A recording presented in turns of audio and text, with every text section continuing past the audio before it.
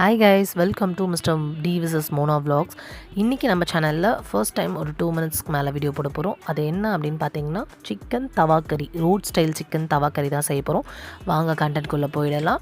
First ஒரு onion எடுத்துக்கலாம். Onion தான் ஃபர்ஸ்ட் பேஸ். நமக்கு ஒரு பாத்திரத்தில் ஆனியனை நல்லா ஸ்லைஸாக கட் பண்ணி போட்டுக்கிட்டு அதுக்கப்புறம் ஆனியனில் கர்ட் ஆட் பண்ணிக்கோங்க. ஃபர்ஸ்ட் பார்க்க தயிர் பச்சடி மாதிரி தெரியும், ஸோ அதை அவாய்ட் பண்ணிக்கோங்க. 2 டேபிள் ஸ்பூன் சில்லி பவுடர். இது மிக்சடு தான், காஷ்மீரி சில்லி ப்ளஸ் நம்ம நார்மல் சில்லி ஆட் பண்ணியிருக்கேன், ஸ்பைஸ் கொஞ்சம் குறைக்க தான். அண்ட் தென் மஞ்சள் தூள் போட்டுக்கோங்க, ஒரு தனியாத்தூள் போட்டுக்கோங்க. அதுக்கப்புறமா 1/2 ஸ்பூன் உப்பு போட்டுக்கோங்க. தேவைக்கேற்ப உப்பு பார்த்து ஆட் பண்ணிக்கோங்க. எனக்கு 1/2 ஸ்பூன் எனஃபாக இருக்குது. ஸோ நல்லா மிக்ஸ் பண்ணிக்கலாம். மிக்ஸ் பண்ண விட்டதுக்கப்புறம் நான் இப்போ சிக்கன் எவ்வளோ எடுத்திருக்கேன்னு பார்த்தீங்கன்னா ஆஃப் சிக்கன் தான் எடுத்திருக்கேன், 1/2 kg சிக்கன் தான் எடுத்திருக்கேன். ஆல்ரெடி வாஷ் பண்ணி வச்சுருக்கேன். ஸோ அதை ஆட் பண்ணிக்கலாம். நல்லா சின்ன சின்ன பீஸாக இருந்தால் ரொம்ப நல்லாயிருக்கும். நான் மோஸ்ட்லி போன்லெஸ்ஸாக தான் எடுத்திருக்கேன். போனாகவும் எடுத்துக்கலாம், போன்லெஸ்ஸாக இருந்தால் இன்னும் நல்லாயிருக்கும் தவா கறிக்கு. ஸோ அதை நல்லா மேரினேட் பண்ணி கையை வச்சு கலந்து விட்டுக்கோங்க.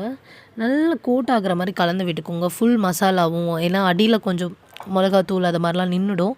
நல்லா மிக்ஸ் பண்ணி கொடுத்துட்டு கொஞ்சமாக நான் ஜிஞ்சர் கார்லிக் ஆட் பண்ணிக்கிறேன். ஜிஞ்சர் கார்லிக் மறந்துட்டேன். தக்காளி வேணும்னா ஆப்ஷனல் தான், இது வேணும்னா போட்டுக்கோங்க. ஒரு லெமன் கூட யூஸ் பண்ணிக்கலாம். அப்புறம் கருவேப்பிலை கண்டிப்பாக ஸ்கிப் பண்ணாமல் போடுங்க, ரொம்ப வாசனையாக இருக்கும். நீங்கள் ஃப்ரை பண்ணும் போதே அந்த வாசனை 2 வீடை தாண்டி போகும் உங்களுக்கு, அவ்வளோ டேஸ்ட்டாக இருக்கும். இதை நீங்கள் ஒரு 1/2 hour முன்னாடி கூட சொக் பண்ணி வச்சுட்டா ரொம்ப ஃப்ளேவராக இருக்கும். எனக்கு டைம் இல்லை, நான் இன்ஸ்டண்ட்டாக பண்ணிவிட்டேன். அப்புறம் ஒரு அடிகனமான பாத்திரம் எடுத்துக்கோங்க. அந்த பாத்திரத்தில் ஆயில் ஊற்றிட்டு இதை ஆட் பண்ணிக்கோங்க. எப்போவுமே அடிகனமான பாத்திரம் தான் தவா கறிக்கு ரொம்ப ஆப்டானது.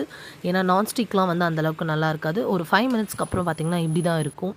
நல்லா ஒரு ஜூஸியாக இருக்கும், குழம்பு மாதிரி ஆகிடும். அது நல்லா சுண்டி வரணும், நல்லா டீப்பாக ஃப்ரை ஆகிட்டே இருக்கணும். ஸோ நல்லா இதானதுக்கப்புறம் இது மாதிரி தான் இருக்கும், ட்ரையாக இருக்கணும். நல்லா ட்ரையாக இருக்கப்பறம் நீங்கள் கார்னிஷ் பண்ணிக்கோங்க. மேலே இதெல்லாம் போட்டுக்கோங்க, கொத்தமல்லி எல்லாம் போட்டுட்டிங்கன்னா இந்த மாதிரி தான் இருக்கும். அப்புறம் ஃபைனல் லுக் பார்த்திங்கன்னா ரொம்ப டீப் ஃப்ரை பண்ணதுக்கப்புறம் இது குழந்தைங்க கூட சாப்பிடலாம். காரம் கம்மியாக தான் இருக்கும். உங்களுக்கு வேணும்னா பெப்பர் தூள் கூட லாஸ்ட்டாக ஆட் பண்ணிங்கன்னா இன்னும் சூப்பர் அடிப்பொலியாக இருக்கும். Okay, bye guys.